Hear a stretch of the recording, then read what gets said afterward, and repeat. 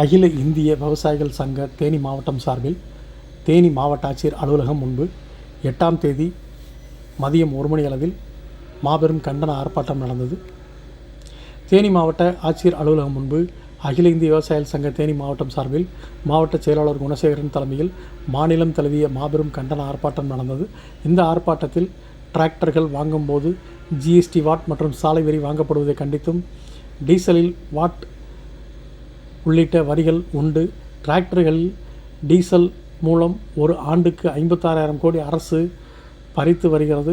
எனவே இதனை அரசு கட்டுப்படுத்த வேண்டும் என்றும், விவசாய கருவிகளுக்கான பட்டியலில் வேளாண் டிராக்டர்களையும் இணைக்க வேண்டும் என்றும், வேளாண் டிராக்டர் டீசலுக்கு முழு வரி விலக்கு வழங்க வேண்டும் என்றும், சாலை வரி, தேசிய பேரிடர் வரி ஆகியவற்றை நீக்க வேண்டும் என்றும், டீசலுக்கான வாட் வரியை குறைக்க வேண்டும் உள்ளிட்ட பல்வேறு கோரிக்கைகளை வலியுறுத்தி கண்டன கோஷங்கள் எழுப்பி ஆர்ப்பாட்டம் நடந்தது. இந்த ஆர்ப்பாட்டத்தில் தேனி மாவட்ட அகில இந்திய விவசாயிகள் சங்க நிர்வாகிகள் சுமார் 25 மேற்பட்டோர் கலந்து கொண்டனர்.